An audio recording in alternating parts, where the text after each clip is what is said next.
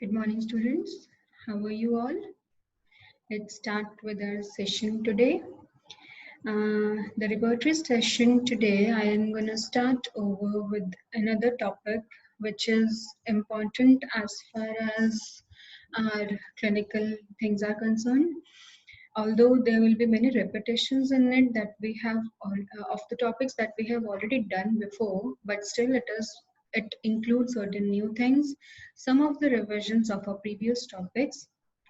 But at the same time, we also need to see that these are certain important things in the session today that we need to understand. We always need to remember it, and we always need to keep it in our mind.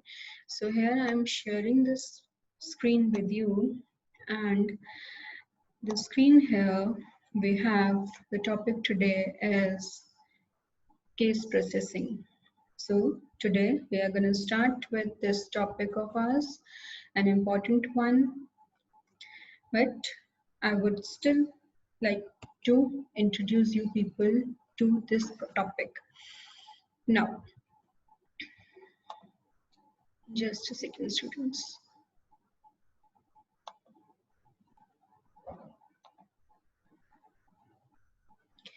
Yeah, so the topic now is case processing. So let's move ahead with it. Now, first of all, what is important is that what all things we are going to understand today, what will be our learning objectives, or let's say what all you people will be able to gain once we finish off with this slide today. The learning objectives for today are to understand what is case processing, how we are supposed to analyze the case, which again has two headings under it. We need to understand both of them equally. The symptomatology, although we are aware of it, but there are certain other important things also in it which we need to know.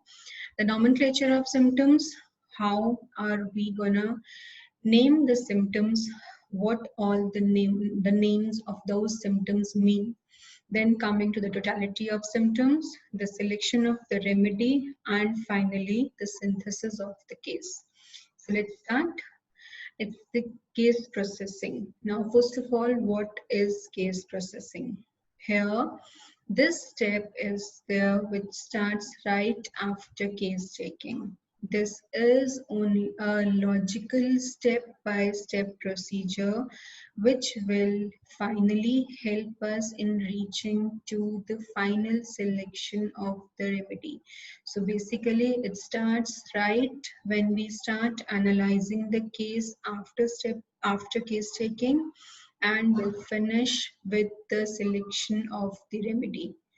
It is this case processing is an important part in prescribing. It plays a very important role in prescribing the medicine to the patient.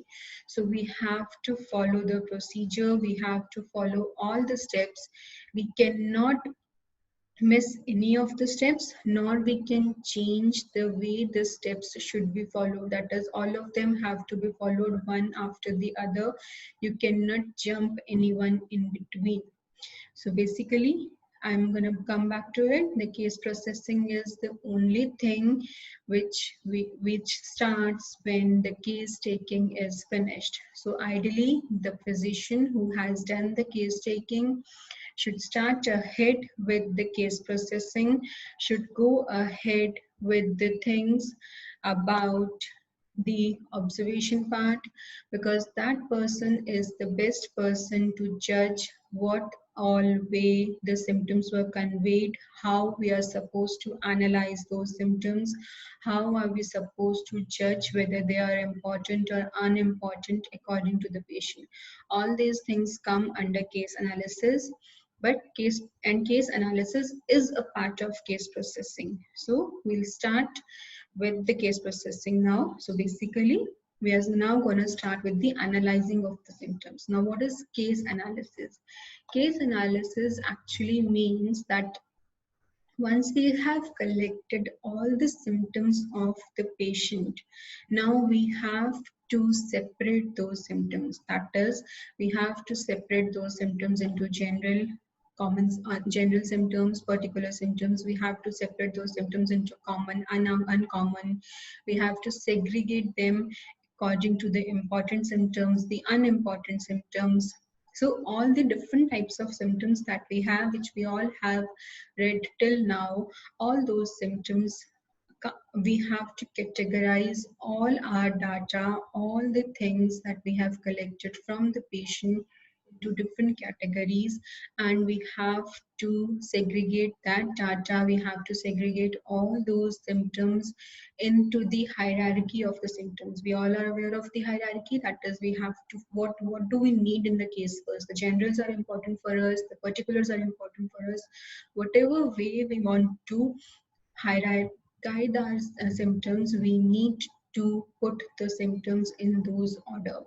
If in between you have not been able to complete a symptom while we were talking to the patient, try completing the symptom at this time. That is, if suppose we have missed the modality.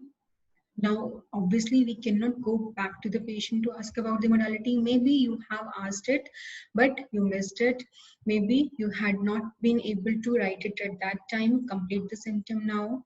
Or the thing is that, let's say you are not able to find the modality at that time, it's okay. Whatever things you have with you right now, try completing the symptoms according to that.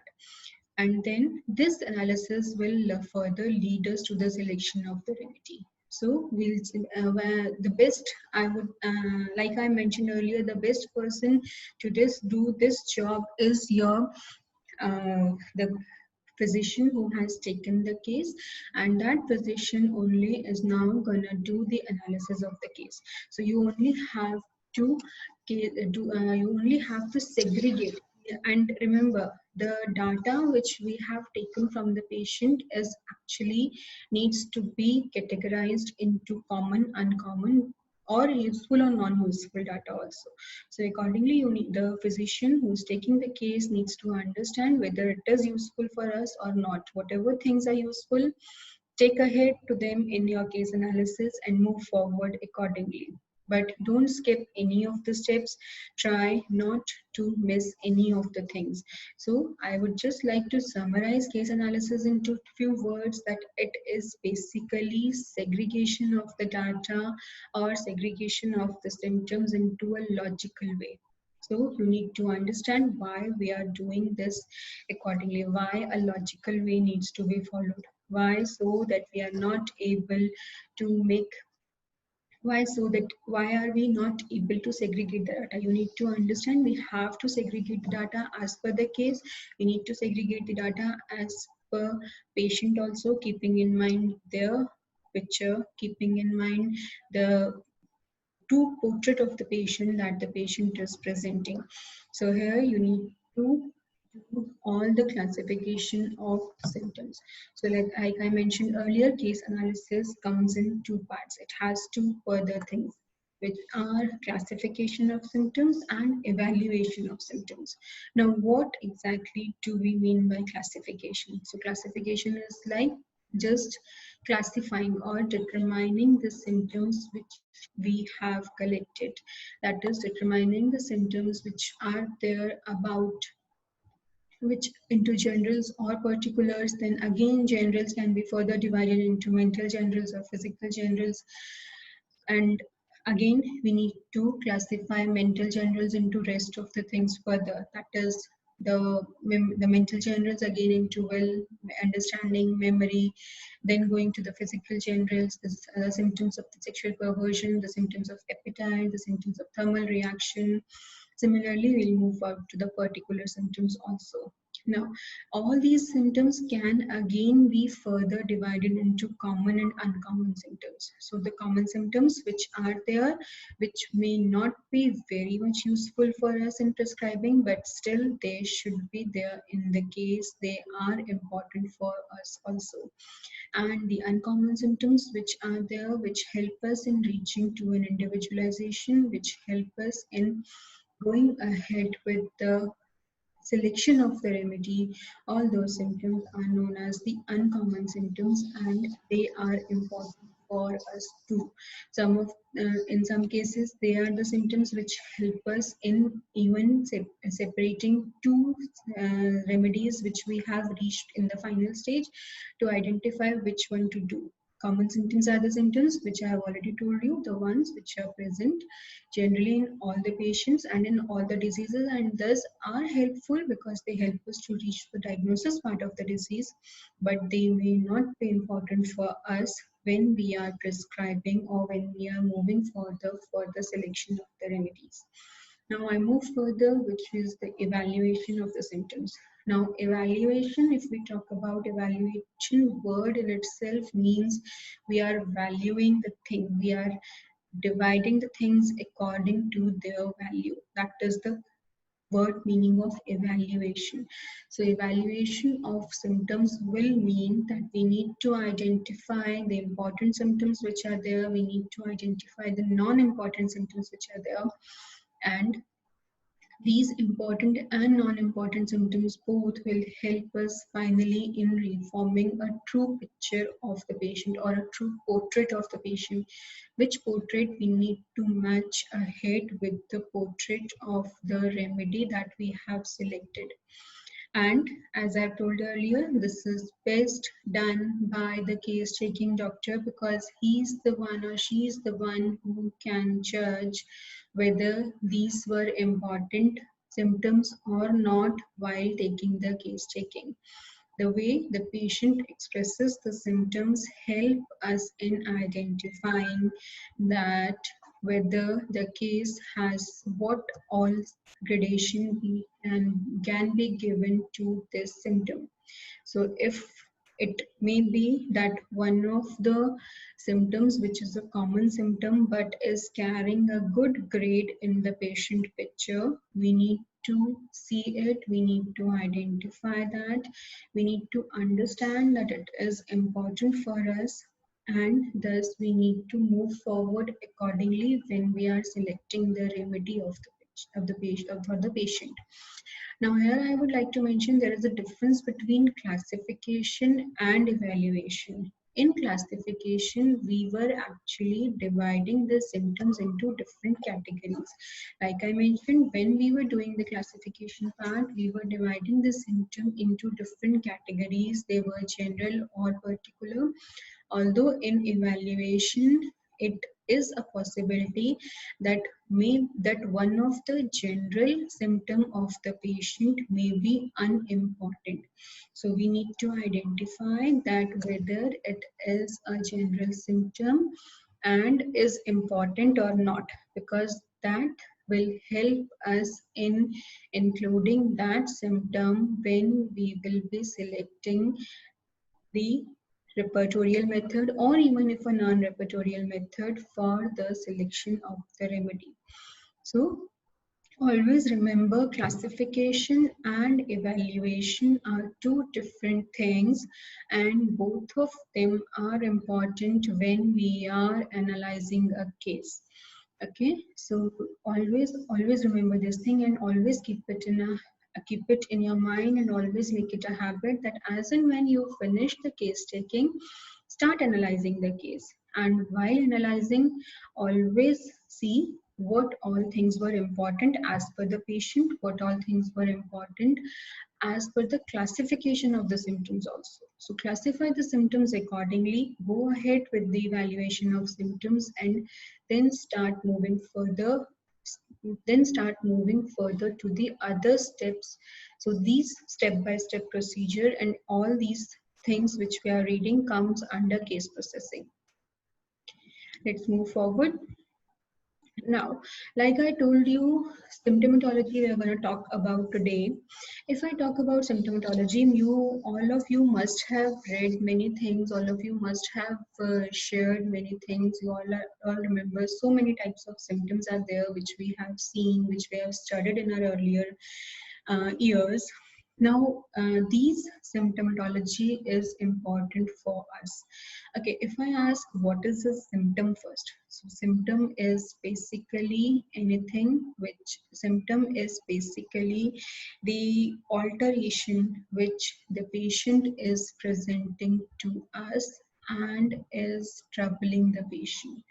Now, if I talk about troubling. That means it could be a possibility that patient may is not able to feel it right now, but still it is there in his body or in her body and is not able to, and the patient is not able to express it right now.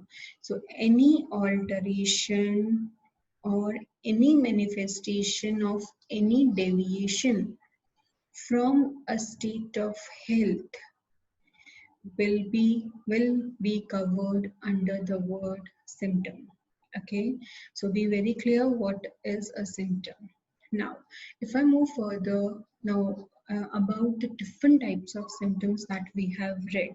So I hope I'm clear what is symptom, but this symptom is the only thing with which the patient is gonna come to us, and there will be collection of symptoms which will help us in forming a complete data, which is known as case taking, and then classifying that data will further come into case analysis. Okay, so that is how what was the step-by-step procedure for case processing.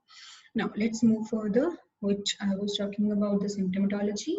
Now what is subjective symptom? Subjective symptoms are the symptoms which are felt by the patient himself or herself. The patient says, I have redness and it is causing pain. So now this pain will be a subjective symptom.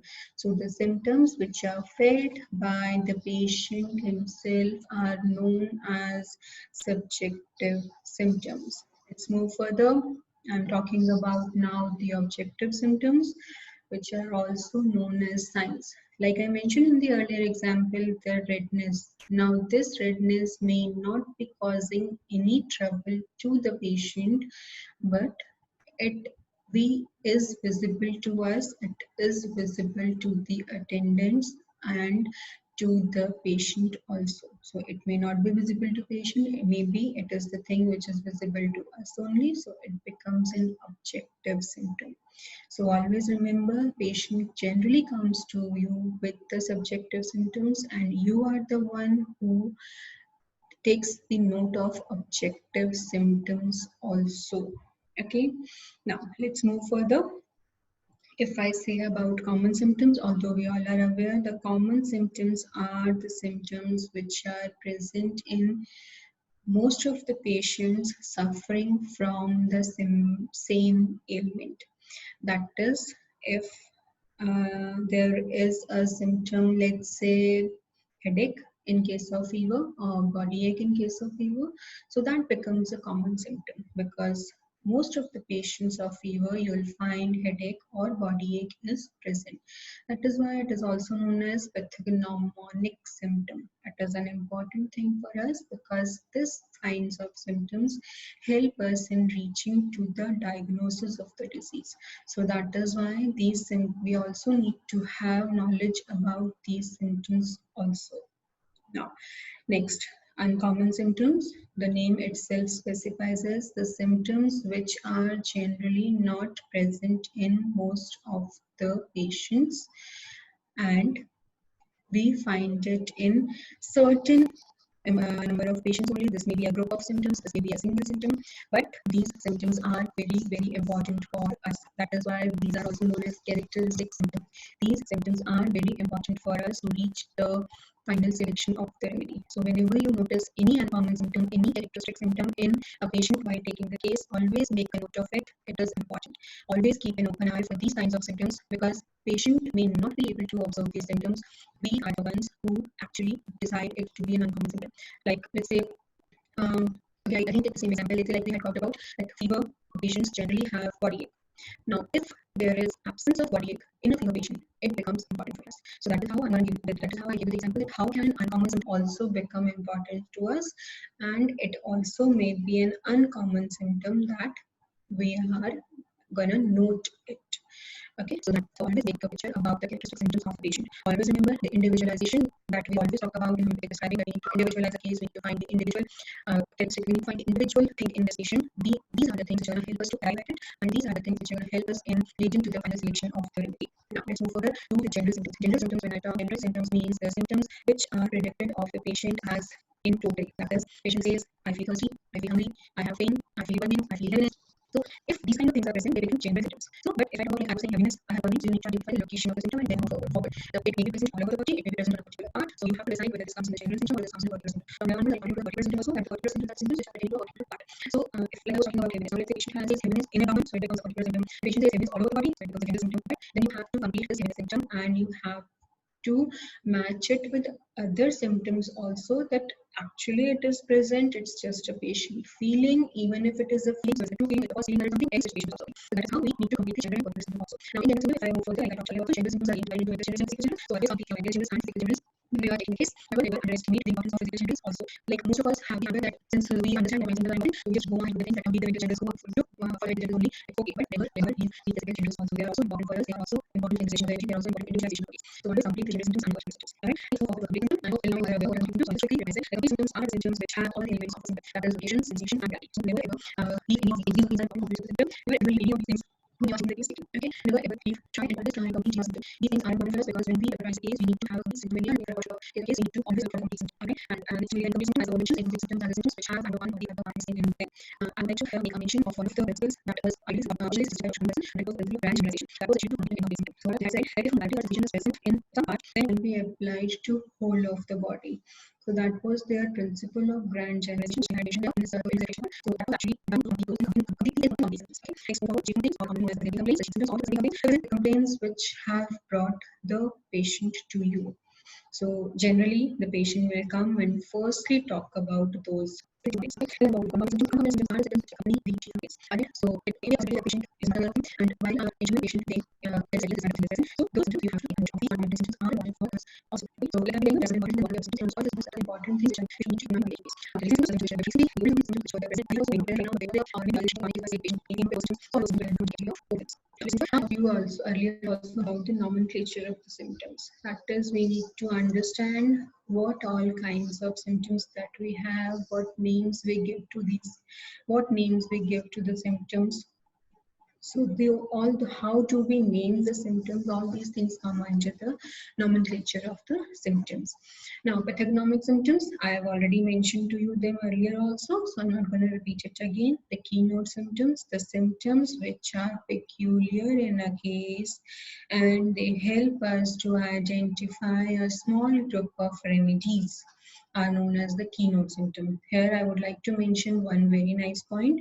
If you've all read Dr. Alan's Materia Medica, you've seen he is mentioned in his literature also that 3 keynote symptoms are important in reaching to the selection of the remedy.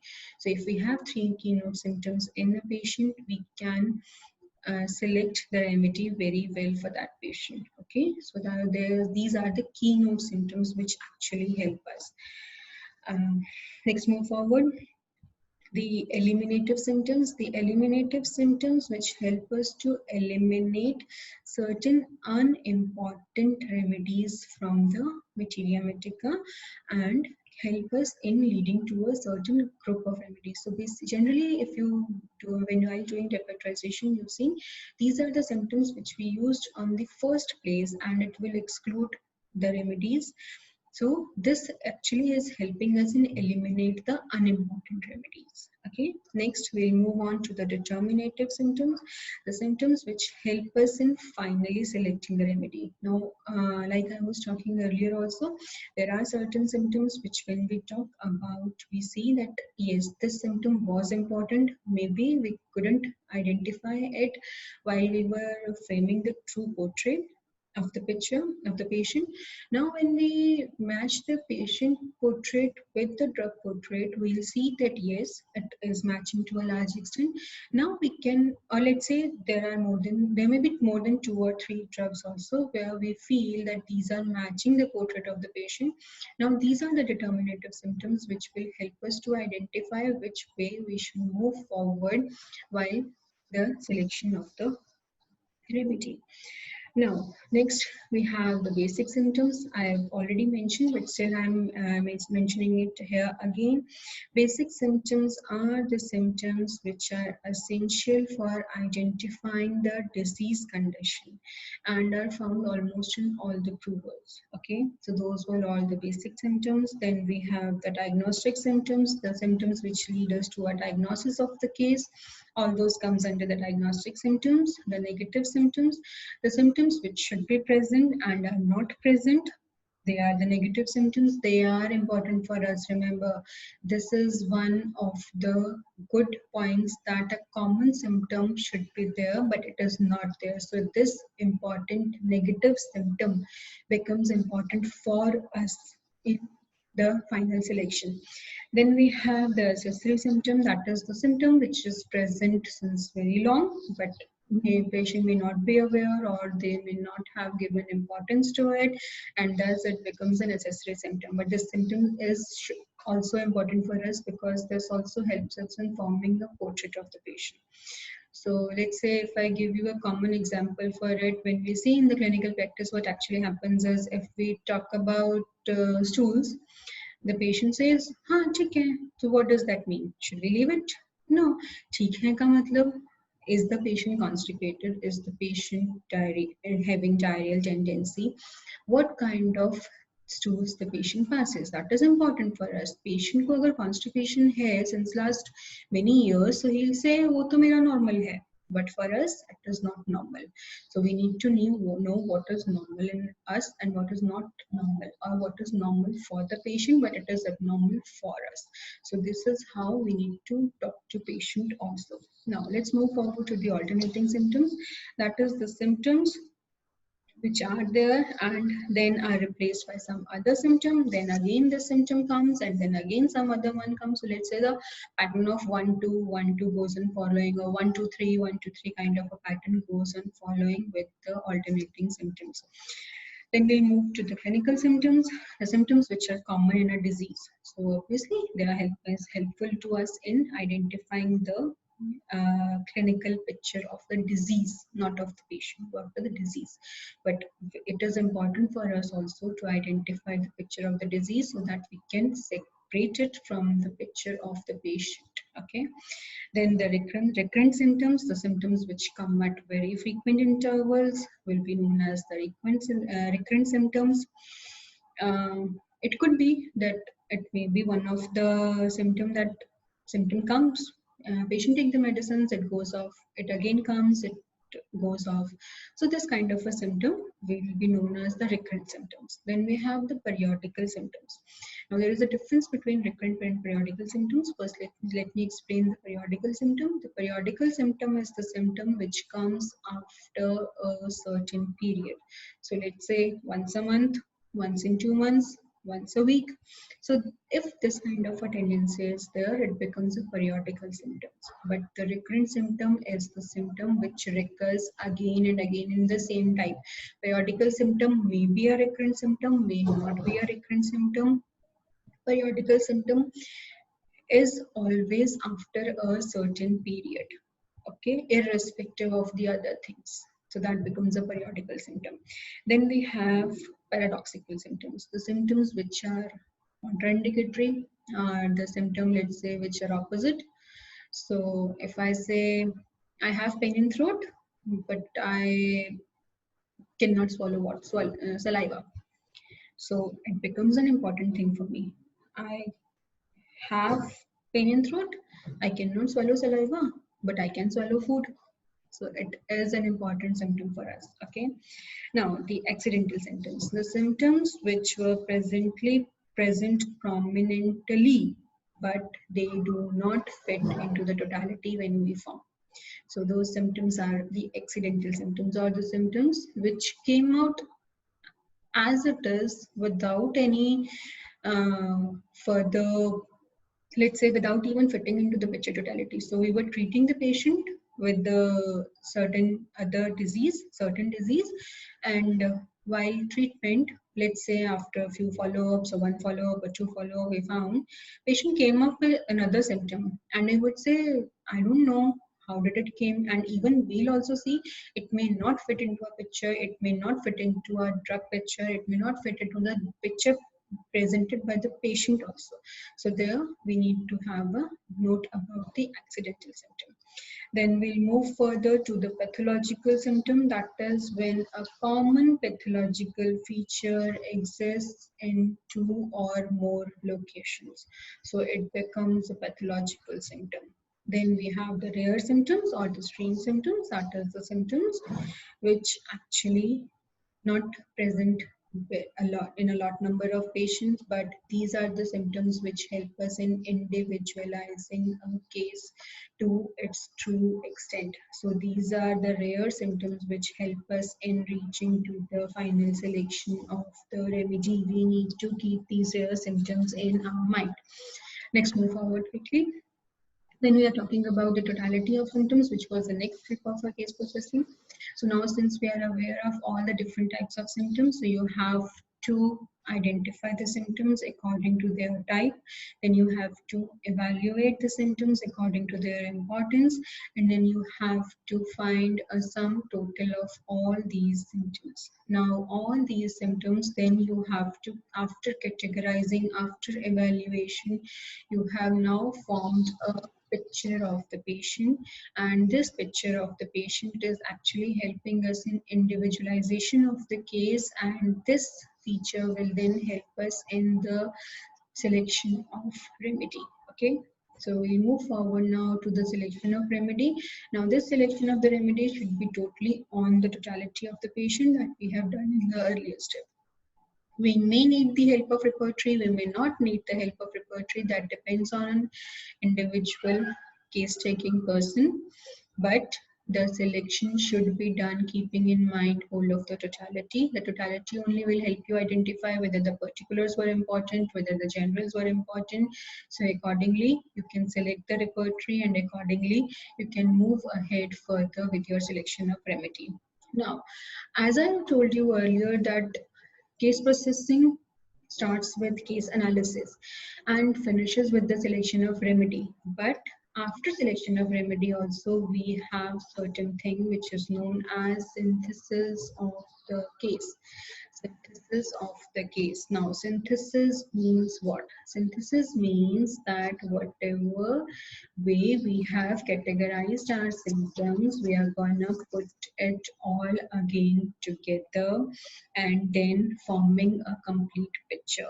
Now, since we've selected the remedy, now we have to again go through this picture and see whether this picture of the patient is matches with the patient, with the picture of the drug that we have selected. So if we feel it is required to do the synthesis, we do it. If sometimes it happens that we are almost final with our selection of the remedy while taking the case itself, but never but keep in mind one thing here: never take the case as per the drug. Always take the case as per the case. Then while analyzing the case, while going through the evaluation of the symptoms, you may reach the drug which you have thought of earlier, but never ever take the case in the direction of the drug. So now, while coming back again to the synthesis of the case that I was talking about, you may have to see whether this thing, all the symptoms that we've put together matches the patient or not, and it matches the picture of the drug also. So this is how we all do the case processing. This is how we all are aware how the things are done. So if I say anything, if you have want to be ahead with them, want to be aware of case processing, always take the case and start analyzing it at the same time, because the things are fresh in your mind at that time, and thus it helps you in a proper analysis of the case. The more you postpone it, the less fruitful it will be. Okay, but also remember, case processing is always done after case taking and is important for the cure of the patient. So never ever leave this point for later things. Always do the case processing at the same time when after immediately after we've done the case. Take your time, do the case analysis, go ahead with the classification of symptoms, and always do it in a logical way. Always do it in a step-by-step procedure. Try doing the classification of the symptoms, then you go to the evaluation of the symptoms. Now once all these are done, then further go ahead with taking out the totality of the patient. Now doing the totality, always remember whatever things you've taken above are important, what kind of symptoms were important for us, whether those symptoms were pathognomic symptoms, they were clinical symptoms, they were diagnostic symptoms, they were common symptoms, general symptoms. Divide all your symptoms while making case evaluation. Okay, and then rule out the unimportant ones. But always remember, sometimes an unimportant symptom also leads us to the remedy selection. So put the points in there only, although you may not include it for selection of the remedy, but the things should be present there to all, which will help us later in identifying the picture of the patient. Okay, so here I'm finishing my session for today, and I also want to say here, if in case you have any of the doubts, if you in case you want to ask anything, you all have my email ID. You can mail me your queries at that, and I can solve ahead with them. In case of any doubts that you have for the topics we've covered till now, you can go ahead with that. Okay. All right, student. Let's start. Let's keep the thing here only, and now we. Okay. So here I would again like to make a note. Always start studying and go ahead with the case taking and move forward and start. Okay. Bye bye, students. Take good care of yourself. Stay home. Stay safe.